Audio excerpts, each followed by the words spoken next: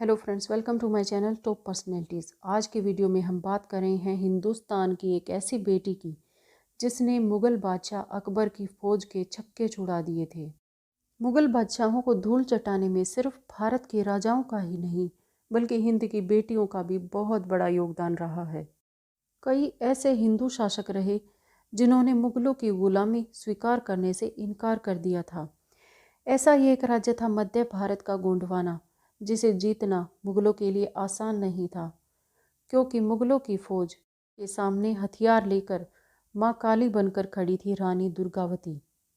रानी पूरे स्वाभिमान के साथ अपने राज्य को बचाने के लिए अडिग थी। वही रानी दुर्गावती जिसके नाम से मुग़लों की फ़ौज थर थर काँपती थी।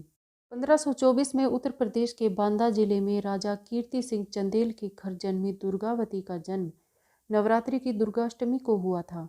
इसी वजह से उनका नाम दुर्गावती रखा गया था। रानी अपने पिता की इकलौती संतान थी, जिन्हें बचपन से ही घुड़सवारी, तलवारबाजी, तीरंदाजी जैसी युद्ध कलाओं में महारत हासिल थी।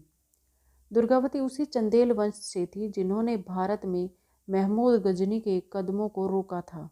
हालांकि 16वीं सदी के आते आते चंदेल वंश कमज़ोर होने लगा था। अकबर की आत्मकथा अकबरनामा में भी रानी दुर्गावती का जिक्र है। इतिहासकारों का कहना है कि रानी दुर्गावती का निशाना अचूक था। वो तीर और बंदूक दोनों चलाने में माहिर थी। 18 साल की उम्र में उनका विवाह गोंड राजवंश के राजा संग्राम शाह के बड़े बेटे दलपत शाह से हुआ था। उनकी वीरता के किस्से दूर दूर तक फैले थे। 1545 में रानी दुर्गावती ने बेटे वीर नारायण को जन्म दिया और 1550 में उनके पति दलपत शाह का निधन हो गया। इसके बाद उन्होंने गोंडवाना की बागडोर अपने हाथ में ले ली। 1556 में मालवा के सुल्तान बाज बहादुर ने हमला बोला तो दुर्गावती ने उसे धूल चटा दी। 1562 में अकबर ने मालवा को मुगल साम्राज्य में मिला लिया। 1564 में असफ खान ने गोंडवाना पर हमला बोल दिया।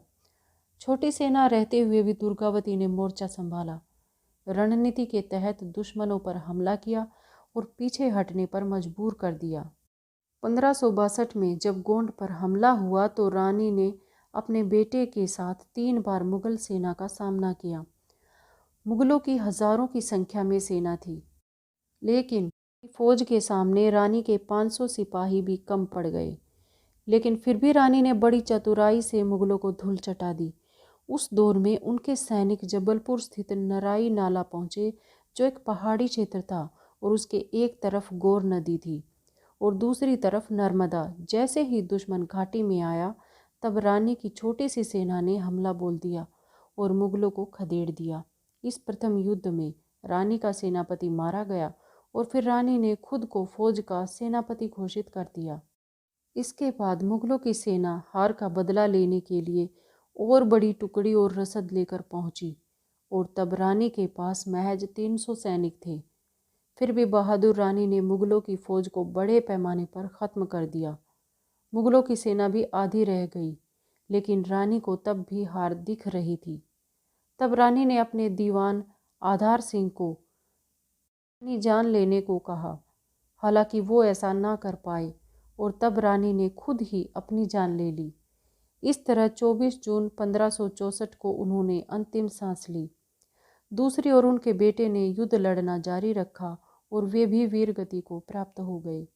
उनके सम्मान में भारत सरकार ने साल 1988 में रानी दुर्गावती के नाम की एक पोस्टल स्टैंप भी जारी किया था।